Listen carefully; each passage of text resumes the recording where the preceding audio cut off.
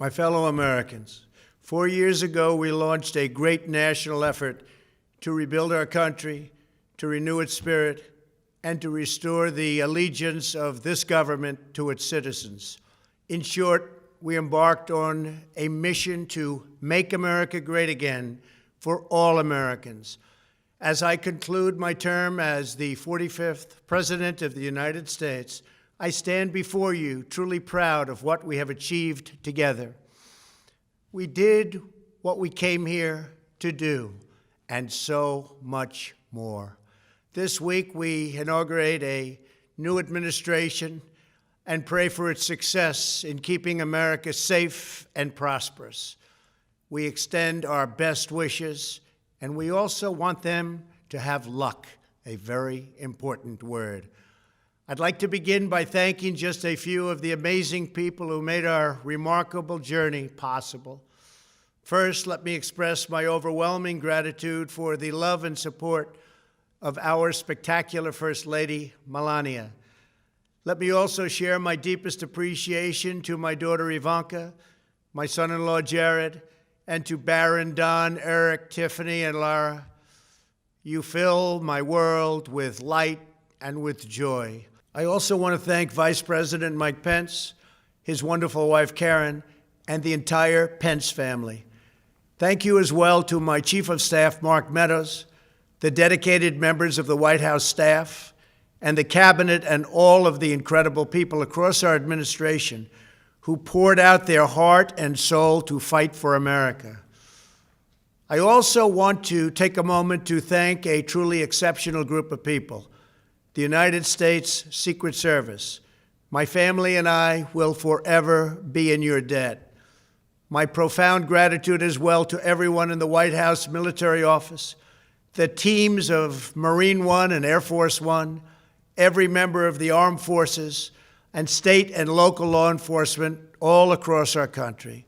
Most of all, I want to thank the American people. To serve as your president has been an honor beyond description. Thank you for this extraordinary privilege, and that's what it is, a great privilege and a great honor. We must never forget that while Americans will always have our disagreements, we are a nation of incredible, decent, faithful, and peace-loving citizens who all want our country to thrive and flourish and be very, very successful and good. We are a truly magnificent nation. All Americans were horrified by the assault on our Capitol. Political violence is an attack on everything we cherish as Americans. It can never be tolerated.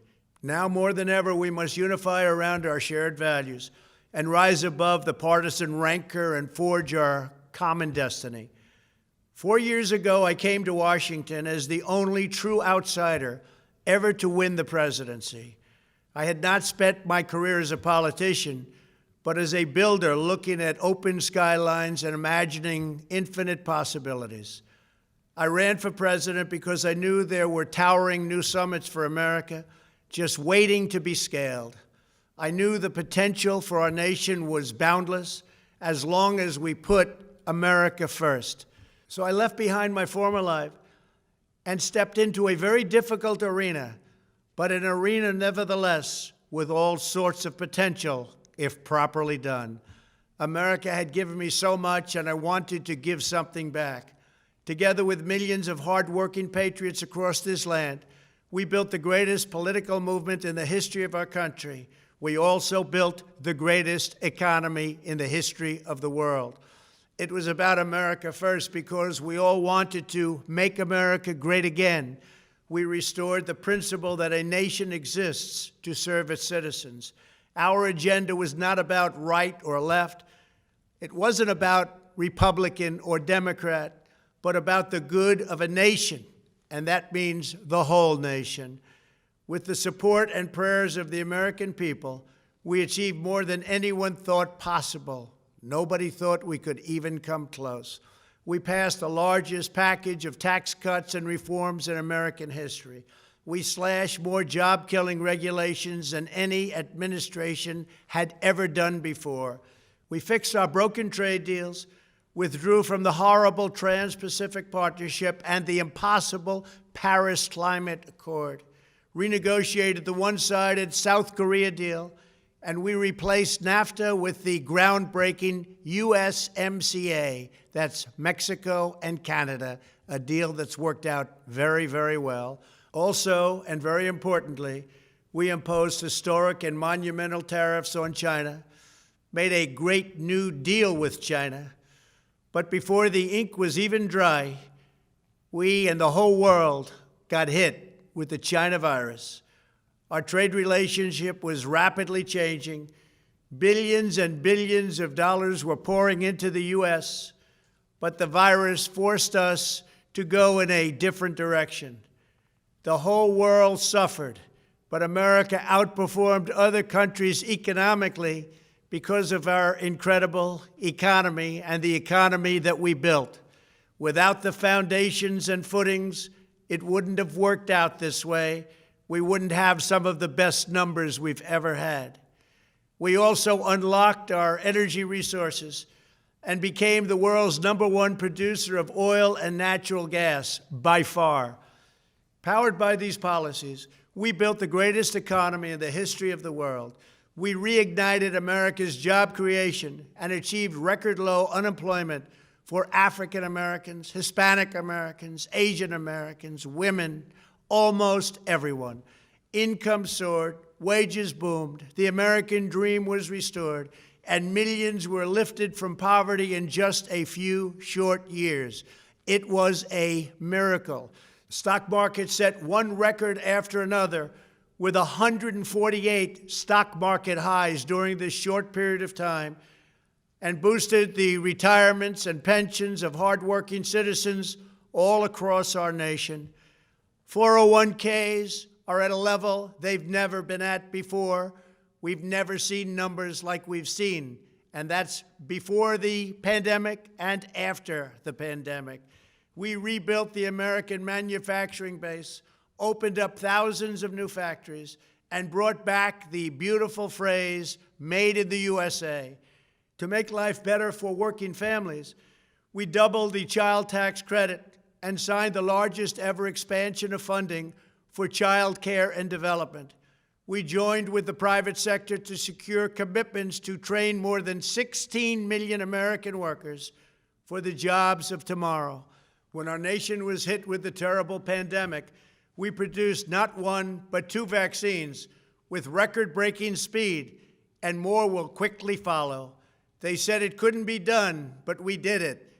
They called it a medical miracle, and that's what they're calling it right now, a medical miracle. Another administration would have taken 3, 4, 5, maybe even up to 10 years to develop a vaccine. We did it in 9 months. We grieve for every life lost, and we pledge in their memory to wipe out this horrible pandemic once and for all. When the virus took its brutal toll on the world's economy, we launched the fastest economic recovery our country has ever seen. We passed nearly $4 trillion in economic relief, saved or supported over 50 million jobs, and slashed the unemployment rate in half.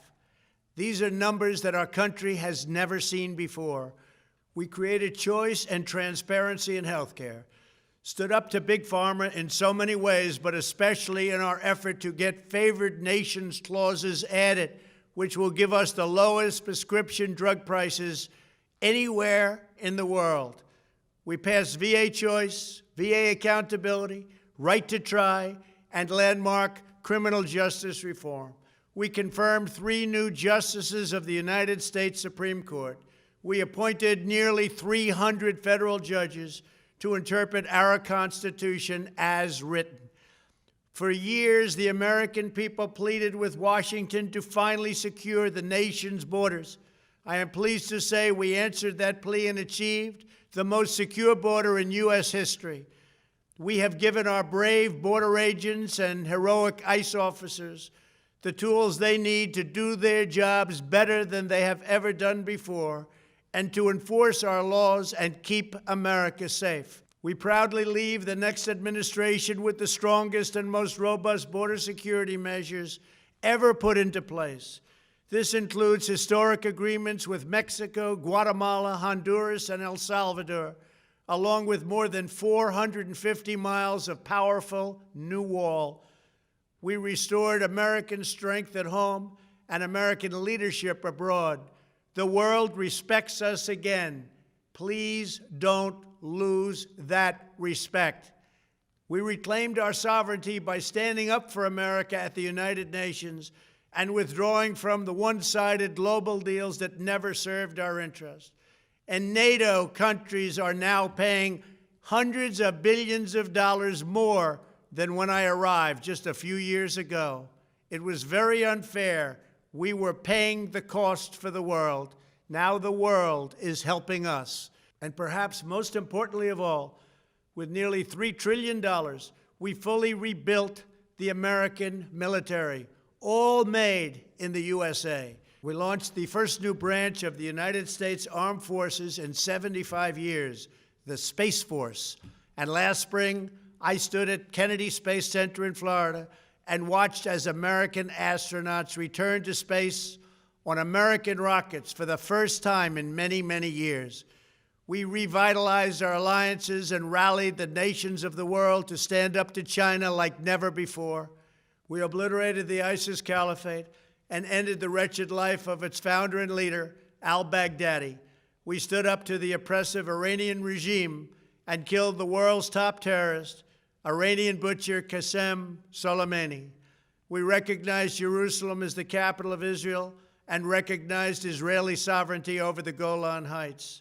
As a result of our bold diplomacy and principled realism, we achieved a series of historic peace deals in the Middle East. Nobody believed it could happen. The Abraham Accords opened the doors to a future of peace and harmony, not violence and bloodshed. It is the dawn of a new Middle East, and we are bringing our soldiers home. I am especially proud to be the first president in decades who has started no new wars. Above all, we have reasserted the sacred idea that in America, the government answers to the people. Our guiding light, our North Star, our unwavering conviction has been that we are here to serve the noble, everyday citizens of America. Our allegiance is not to the special interests, corporations, or global entities. It's to our children, our citizens, and to our nation itself. As president, my top priority, my constant concern, has always been the best interests of American workers and American families. I did not seek the easiest course. By far, it was actually the most difficult. I did not seek the path that would get the least criticism. I took on the tough battles, the hardest fights, the most difficult choices, because that's what you elected me to do. Your needs were my first and last unyielding focus. This, I hope, will be our greatest legacy. Together, we put the American people back in charge of our country. We restored self-government. We restored the idea that in America, no one is forgotten because everyone matters and everyone has a voice. We fought for the principle that every citizen is entitled to equal dignity, equal treatment, and equal rights because we are all made equal by God. Everyone is entitled to be treated with respect, to have their voice heard, and to have their government listen. You are loyal to your country, and my administration was always loyal to you. We worked to build a country in which every citizen could find a great job and support their wonderful families. We fought for the communities where every American could be safe and schools where every child could learn. We promoted a culture where our laws would be upheld, our heroes honored, our history preserved, and law-abiding citizens are never taken for granted. Americans should take tremendous satisfaction in all that we have achieved together. It's incredible. Now, as I leave the White House, I have been reflecting on the dangers that threaten the priceless inheritance we all share. As the world's most powerful nation, America faces constant threats and challenges from abroad. But the greatest danger we face is a loss of confidence in ourselves, a loss of confidence in our national greatness. A nation is only as strong as its spirit. We are only as dynamic as our pride. We are only as vibrant as the faith that beats in the hearts of our people. No nation can long thrive that loses faith in its own values, history, and heroes, for these are the very sources of our unity and our vitality. What has always allowed America to prevail and triumph over the great challenges of the past has been an unyielding and unashamed conviction in the nobility of our country and its unique purpose in history. We must never lose this conviction. We must never forsake our belief in America. The key to national greatness lies in sustaining and instilling our shared national identity. That means focusing on what we have in common, the heritage that we all share. At the center of this heritage is also a robust belief in free expression, free speech, and open debate. Only if we forget who we are and how we got here could we ever allow political censorship and blacklisting to take place in America. It's not even thinkable. Shutting down free and open debate violates our core values and most enduring traditions. In America, we don't insist on absolute conformity or enforce rigid orthodoxies and punitive speech codes. We just don't do that. America is not a timid nation of tame souls who need to be sheltered and protected from those with whom we disagree. That's not who we are. It will never be who we are. For nearly 250 years, in the face of every challenge, Americans have always summoned our unmatched courage, confidence, and fierce independence. These are the miraculous traits that once led millions of everyday citizens to set out across a wild continent and carve out a new life in the Great West. It was the same profound love of our God-given freedom that willed our soldiers into battle and our astronauts into space. As I think back on the past 4 years, one image rises in my mind above all others. Whenever I traveled all along the motorcade route, there were thousands and thousands of people. They came out with their families so that they could stand as we passed and proudly wave our great American flag. It never failed to deeply move me. I knew that they did not just come out to show their support of me. They came out to show me their support and love for our country. This is a republic of proud citizens who are united by our common conviction that America is the greatest nation in all of history. We are and must always be a land of hope, of light, and of glory to all the world. This is the precious inheritance that we must safeguard at every single turn. For the past 4 years, I have worked to do just that.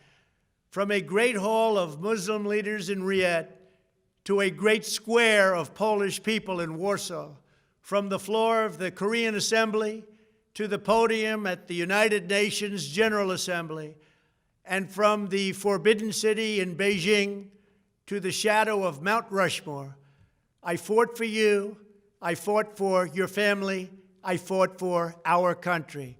Above all, I fought for America and all it stands for, and that is safe, strong, proud, and free.